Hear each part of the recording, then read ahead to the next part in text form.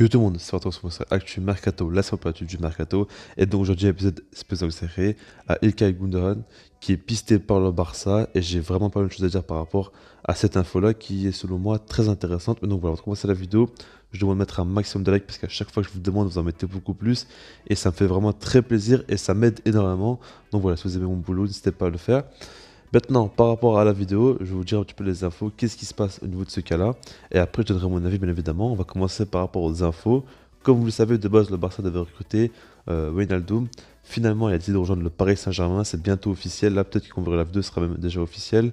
Mais en tout cas, voilà. C'est un petit coup de jour, on va dire, pour le Barça parce qu'ils avaient déjà prévu de le faire venir, tout ça, comme vous le savez. Maintenant, pour moi, c'est pas un si gros coup de jour que ça. Parce que le Barça a proposé donc. 4 millions par an comme salaire à Wijnaldum. Le PSG est venu en doublant son salaire. Il y a des infos comme quoi ce serait peut-être même 10 millions par an qu'ils proposent. C'est un énorme salaire. Le Barça ont été. Moi, franchement, ils ont bien négocié. Ils ont été intelligents parce qu'ils n'ont pas voulu à tout prix revoir leur offre à la hausse, tout ça. Et c'est à tout prix de le faire venir. Ils se sont dit tout simplement que eux, ils ne vont pas bouger sur leur offre. Si jamais vraiment il veut venir au Barça, ah ben, il acceptera de jouer avec un moins gros salaire. S'il veut pas, ça veut dire qu'il n'est pas vraiment intéressé par le Barça et au final il n'est pas venu, donc tant mieux. Franchement, pour moi, il n'y a pas une grande peur dans plus de ça. J'avais déjà dit que Wijnaldum, pour moi, c'est pas un joueur si fort que ça. Il sort d'une mauvaise saison, après ça veut rien dire, il peut vraiment se relancer, hein. Mais maintenant, son profil n'est pas non plus, voilà, incroyable. Il ne serait pas venu en tant que taulier au milieu de terrain. On ne sait même pas s'il serait titulaire et tout ça. Mais en tout cas, voilà. Maintenant, par rapport à ça, c'est fini. Et le Barça a pas mal d'alternatives. Il y a le cas Fabien Ruiz qui est sorti, c'est vrai. Celui-ci, il sort quand même pas mal dans les journaux, tout ça. Et moi, ce que j'en pense, je vais pas trop en parler encore. Peut-être plus tard, j'en parlerai. Mais pour moi, c'est pas le profil idéal. J'en avais déjà parlé il y a quelques années où j'avais dit que pour moi, ce profil était intéressant, tout ça. Maintenant, je trouve qu'il a du mal à vraiment progresser et à passer un cap et devenir un top milieu de terrain. Faudra voir à l'Euro s'il a du temps de jeu, peut-être qu'il proposera de bonnes choses. Mais en tout cas, pour moi, c'est un joueur qui a des limites qui sont trop facilement euh, franchissables, on va dire, hein, clairement. Et je ne le vois pas devenir un top milieu du Barça. Et voilà. Maintenant, on va passer à Gundogan. Et lui, c'est vraiment que des simples rumeurs. Alors, c'est très très léger parce que Fabien Ruiz, c'est beaucoup plus concret, on va dire, par rapport aux rumeurs. Maintenant, Gundogan, j'ai vu quelques fois à droite à gauche. Après, c'est quand même des médias sérieux, tout ça. Mais voilà, en gros, le Barça est intéressé par lui tout simplement comme alternative de Wijnaldum. Et ce qu'il faut savoir, c'est que les infos disent que City, cet été, ils sont vraiment ouverts aux négociations et ils sont prêts tout simplement à vendre des joueurs. Tout ça, c'est pas un problème pour eux. Ce qu'il faut dire aussi, et pour moi, c'est ce qui rend la chose beaucoup plus crédible, c'est que Gundogan, il y a une partie de saison où il a été vraiment exceptionnel. Il avait enchaîné but sur but. Franchement, il a impressionné tout le monde. Et c'était la période où Kevin De Bruyne était blessé en fait. C'était là où il arrivait à jouer déjà un peu plus haut sur le terrain, parce que Guardiola le laissait jouer plus haut sur le terrain.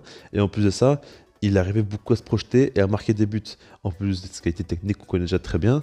Et c'est ça en fait le truc. Depuis que Kevin De Bruyne est revenu, on le voit beaucoup moins. Alors il reste quand même à un très très haut niveau, il récupère beaucoup de ballons, il est quand même très à l'aise techniquement tout ça. Mais en tout cas, il marque beaucoup moins et il a un moins gros apport dans l'équipe que Kevin De Bruyne. On va dire, il est moins important tout simplement au sein du collectif. Et ça, il faut le noter. Et en plus de ça, il a aujourd'hui 30 ans. C'est encore rien, franchement, il est au top de sa forme en ce moment. Mais après, peut-être que c'est par rapport à City, parce qu'il ne faut pas oublier que le Barça récupérer Gundogan à 30 ans, aujourd'hui, ce serait monstrueux. Mais City, si jamais ils doivent le laisser partir, s'ils le vendent bien ou quoi, c'est pas la fin du monde. Ils ont des jeunes joueurs comme Foden, tout ça qui peuvent vraiment faire la taf. Même Bernardo Silva est encore jeune, Kevin De Bruyne encore, puis il a de belles années devant lui.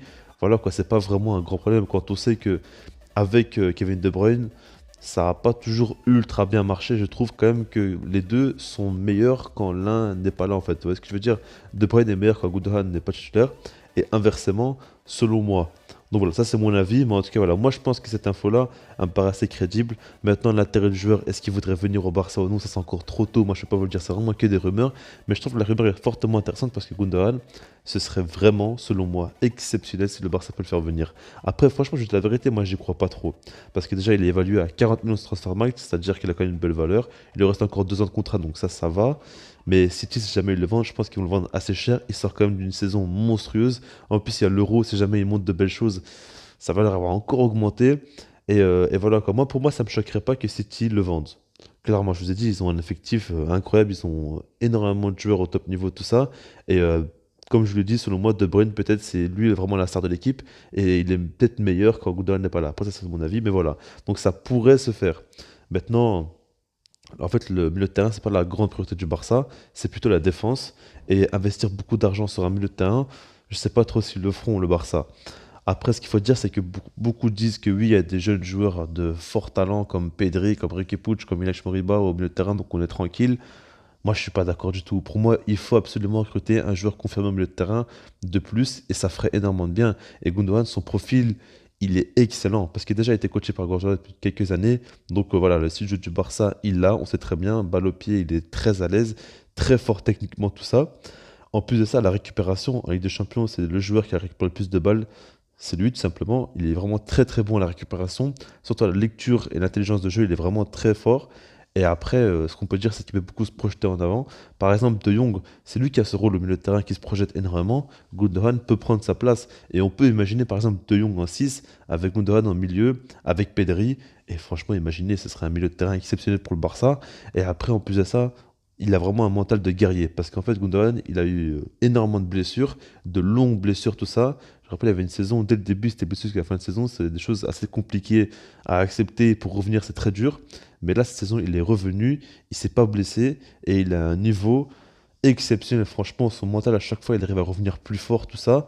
Et puis, c'est un bosseur, quoi. On n'a jamais entendu quelque chose de négatif sur lui. Il travaille énormément et il pose pas de problème dans le vestiaire ou quoi. Donc, franchement, pour moi, ce serait exceptionnel. En plus de ça, il a déjà été coaché dans un gros club, tout ça. Enfin, il y a aucun. Moi, je vois pas trop vraiment où est le défaut. Alors, vous me direz peut-être 30 ans, tout ça. Mais comme je l'ai dit, pour moi, un joueur d'expérience comme ça qui arrive, un joueur confirmé, qui va directement apporter quelque chose dans l'effectif, dans le 11 de départ, ce serait monstrueux pour le Barça. Tout simplement. Après, si vous me dites que oui, mais Riqui Puig et les Moriba vont avoir moins de temps de jeu ou quoi, franchement, faut arrêter. Au bout d'un moment, le Barça, ils ont besoin aussi de joueurs confirmés, de joueurs d'expérience. Si c'est que des petits jeunes, ce sera bien pour l'avenir, mais pour le présent, ce sera compliqué. En tout cas, voilà, moi, comme je vous l'ai dit, j'y crois pas trop. Je pense que ça sera très compliqué. Après, ce qu'il faut se dire aussi, c'est que le Barça a beaucoup de joueurs à vendre. Et si jamais le Barça arrive à bien vendre ses joueurs, ça sera largement possible. Le Barça pourra investir de l'argent. Maintenant, on parle de beaucoup de centraux, comme par exemple Koundé, De Ligt, Laporte, qui pourraient coûter très cher. Donc voilà, il faudra voir s'ils auront les moyens de faire tout ça. Mais en tout cas, moi, j'aimerais énormément. Et dites-moi comme ça ce que vous en pensez aussi. Moi, en tout cas, moi, je vous dis peace.